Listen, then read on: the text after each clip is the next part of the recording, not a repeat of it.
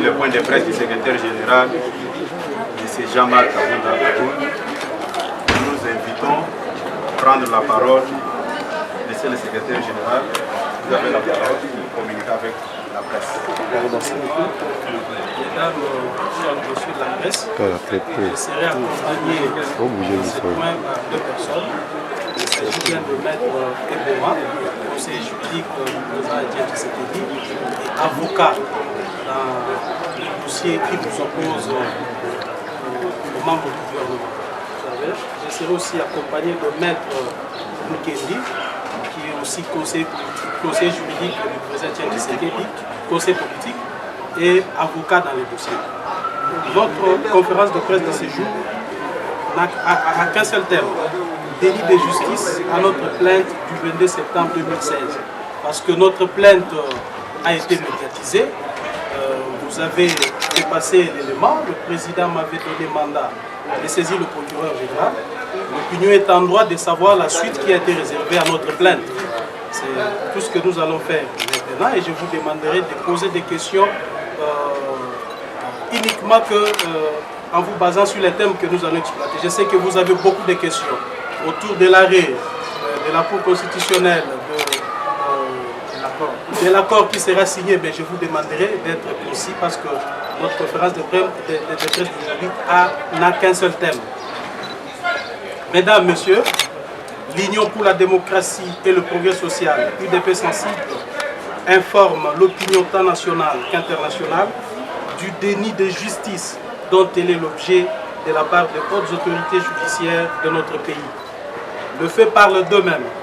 Il s'agit bel et bien de l'instrumentalisation de la justice à des fins politiques.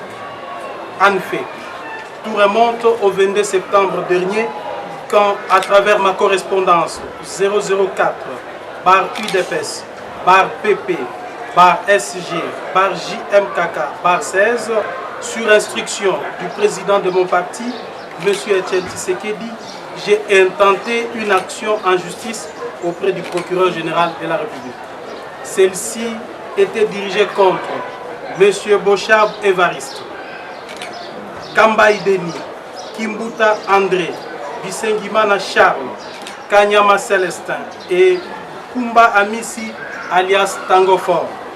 Chacun a ce qui le concerne pour avoir recruté et incité des brigands à la violence contre la manifestation pacifique du rassemblement et de ses alliés du lundi 19 septembre dernier. Refusé de prendre des mesures d'encadrement de la foule.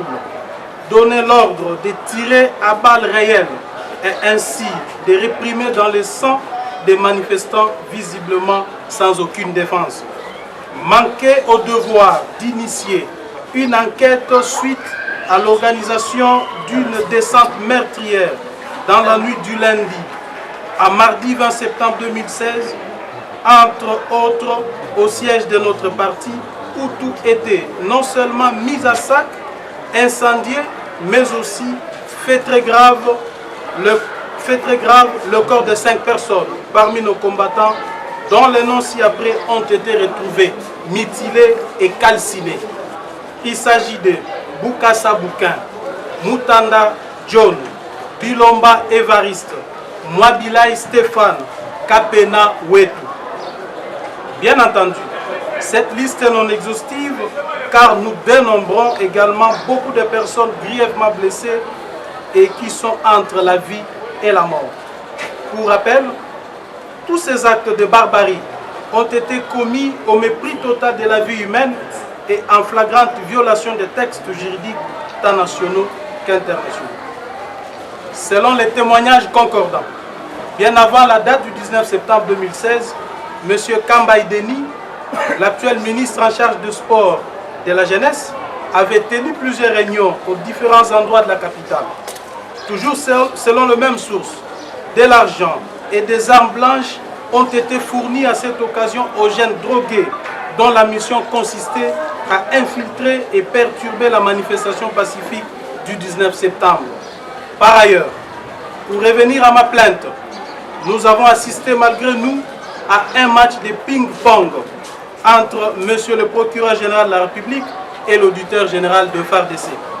Curieusement, le procureur général de la République a dans sa correspondance, dont référence 6340, barre 8.023, barre 42.659, barre PGR, barre SAC, barre 2016, du 26 septembre 2016, transmis notre plainte pour disposition et compétence à l'auditeur général des FARDC. Ces derniers à son tour, dans sa correspondance dont référence AG, barre 1481, barre D8B, barre 2016, renvoie ma plainte au procureur général de la République en se fondant sur les articles 93 du Code de justice militaire et 100 de la loi organique numéro 13/011-B du 11 avril 2013 portant organisation, fonctionnement et compétences des juridictions de l'ordre judiciaire.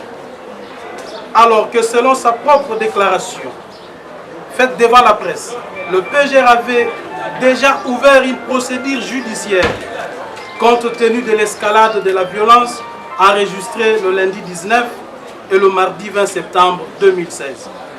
Face à cette dérobade de la part de ceux qui sont censés poursuivre les criminels, l'UDPS observe l'inféodation du pouvoir judiciaire à la mouvance kabiliste.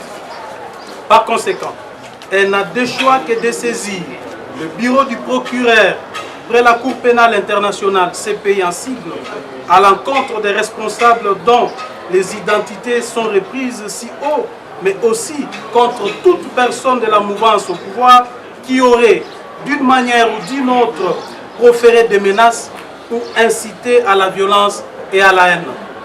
L'UDPS s'insurge contre toute intimidation visant les opposants en général et ses cadres en particulier.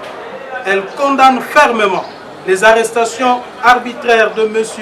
Bruno Chibalanzeze, secrétaire général adjoint de notre parti, intervenu le dimanche 9 octobre 2016 à l'aéroport international d'Indjili, de M.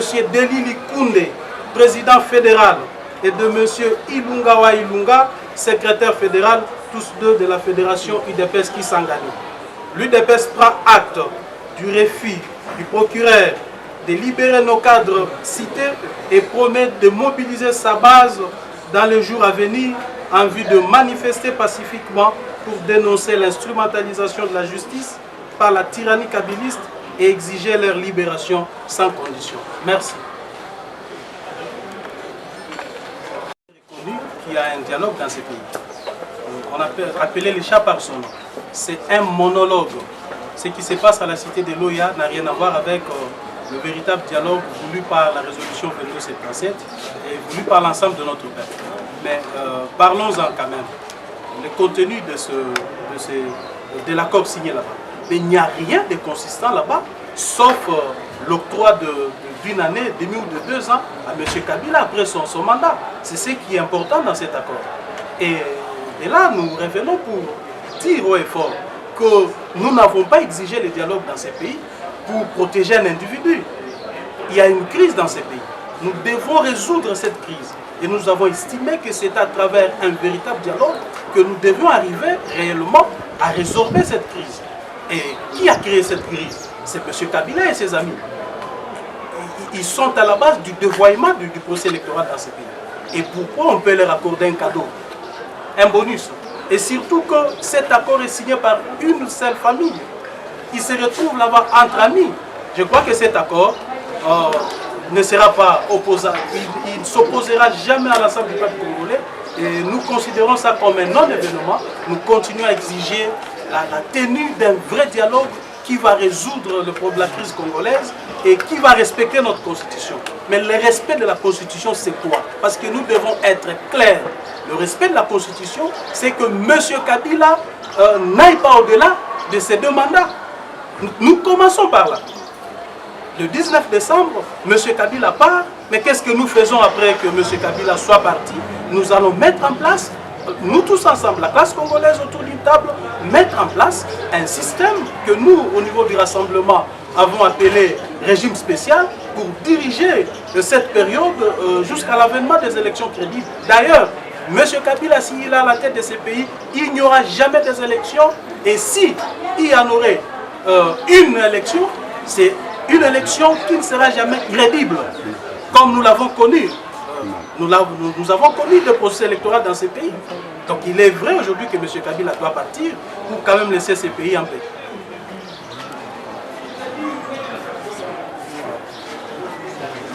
Oui, par rapport justement à ces régimes spéciaux. Déclinez votre organe. Dadi TV5 Monde. Vous parlez de régime spécial.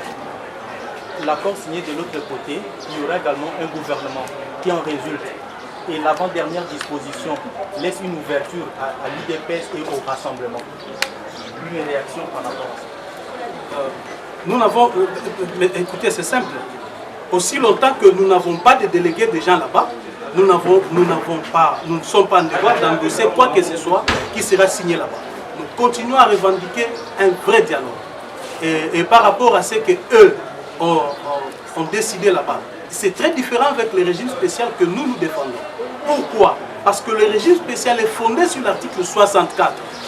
Pourquoi est-ce que nous disons que c'est fondé? Parce que nous exigeons un fort le départ de M. Kabila. Ce n'est pas ça ce qui est dit là-bas. Là-bas, on protège la personne de M. Kabila. On pense qu'il doit continuer au-delà de son mandat constitutionnel. Mais nous disons, parce que M. Kabila doit partir, mais le pays doit continuer. Le pays doit continuer d'être géré. La République ne va pas mourir quand même. Et il ne faut pas oublier aussi que c'est M. Kabila qui nous a mis dans cette situation. On ne va pas lui accorder des bénéfices.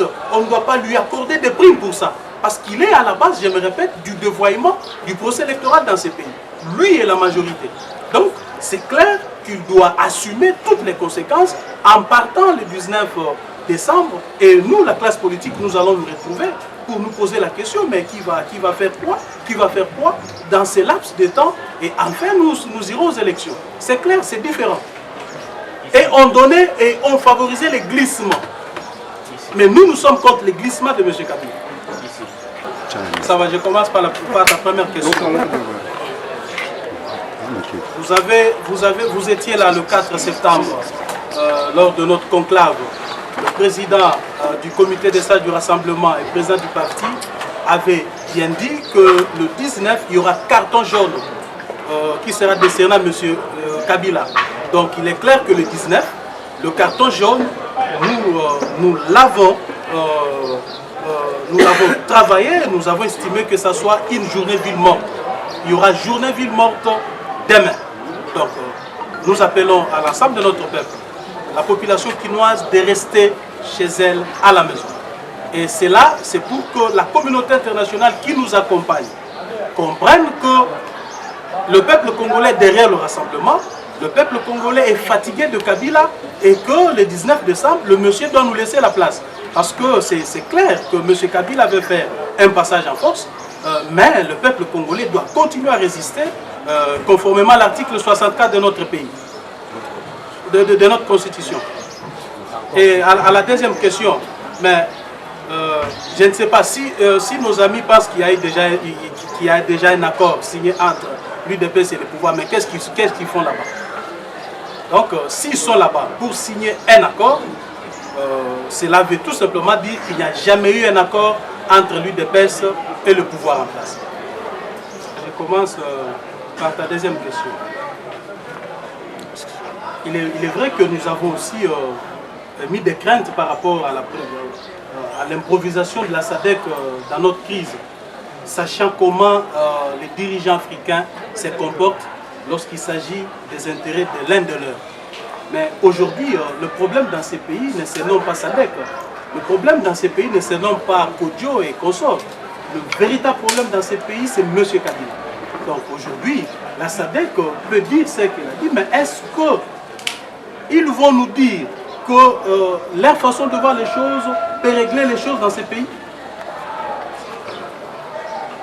La position qu'ils sont en train de prendre actuellement, elle est dangereuse pour notre pays.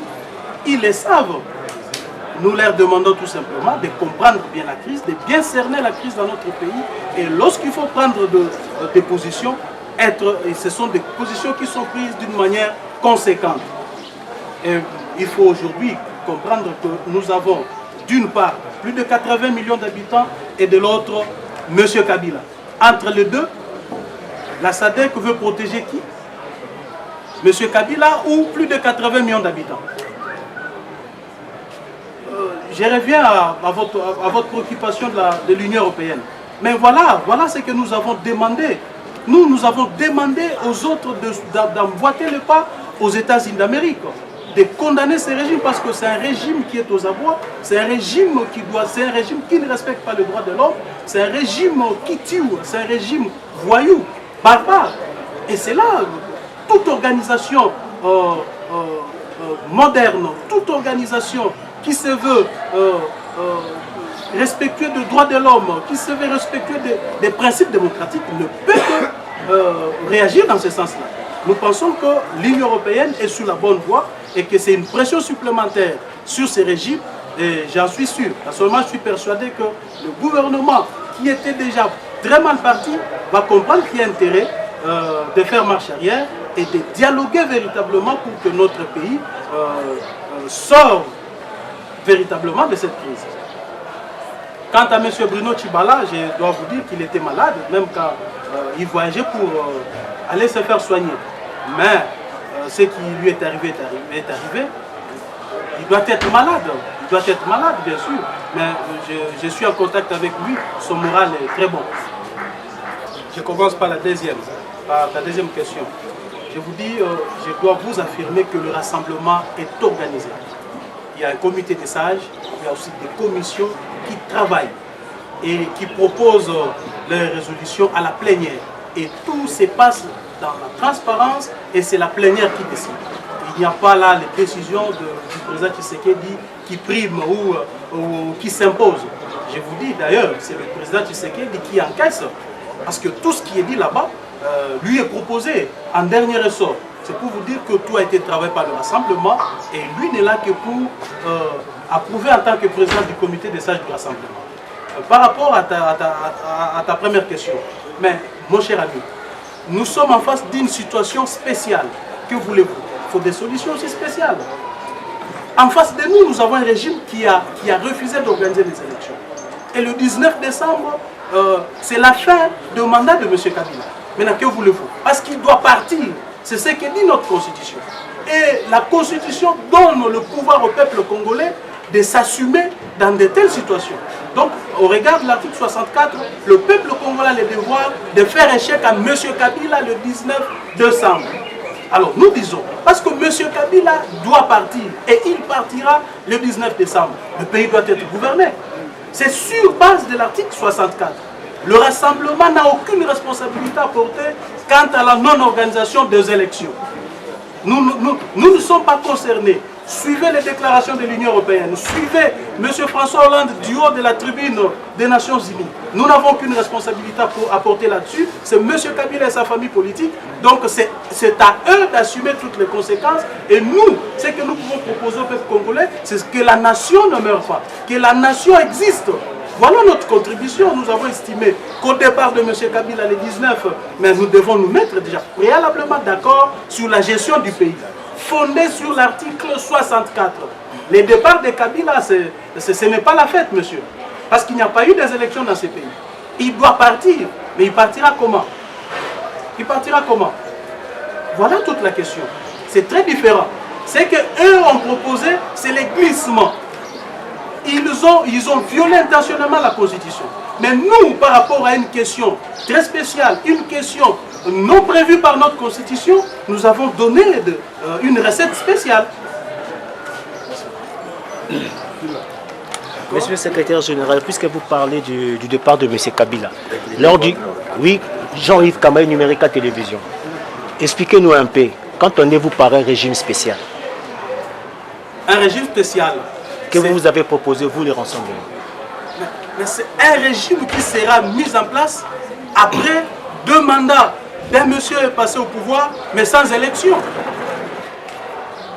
C'est un régime fondé sur l'article 64, monsieur. Imaginez-vous que le 19 décembre, le peuple congolais, se fondant sur l'article 64, chasse monsieur Kabila du pouvoir. Qu'est-ce qu'il y aura après? Qu'est-ce qu'il y aura après? Voilà ce que nous appelons le régime spécial. Donc cela ne va pas en violation avec la Constitution. Je vous ai dit que nous n'avons aucune responsabilité quant à la non-organisation des élections. Et nous n'allons pas donner des cadeaux à quelqu'un qui a intentionnellement dévoyé le processus électoral et nous allons lui faire des cadeaux. C'est une situation, vraiment, je dois vous dire que c'est une situation montée de toutes pièces que nous n'allons pas accepter. Nous n'allons pas donner le beurre et l'argent de beurre à Kabila. Tolobi dans la question en ce qui concerne le régime spécial. Tolobi est des régimes spéciaux au biseau proposé et zali ko violer constitution té. Toza na situation de fait. Toza na situation de fait créée par Kabila. Yemoko boy ko organiser l'élection, toko comme le 19 décembre et bon motosa nini. Parce que le peuple se fondant sur l'article 64 à Kolongolaye. Kabila a organisé l'élection, il y a Kokendeka le 19 décembre. Et bon, on paye Kokambamate. Mboke Kokangamate ndeko. Il faut Mboke Kangam et Kambama. Nako Kambamana et Kosalema Lolenga Mutu. Tendango to lobi to kutana to réfléchir déjà nandenga que Mboka et Kokambama ndenge nini après départ à Kabila. Oeza kota la maponami. Biso nde to sala kango te Kabila nde muto apesa kambongo seni organiser maponami bango basali yango te et puis basali yango nanko olingi biso to sani tu comprends la sécurité manipulée parce que ça quand les gens c'est pas la mobile ba qui parler tout ça la baoni omoni nazali kopesa exemple lanini parce que ye Kabila lobi akolongwa pouvoir te akotika la wana 30 ans ndenge tozoka bazolo belango na CC tokotika ete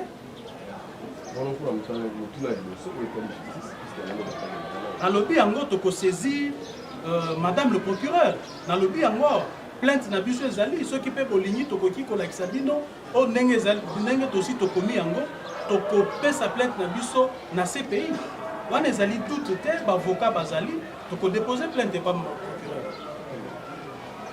Peut-être un petit complément.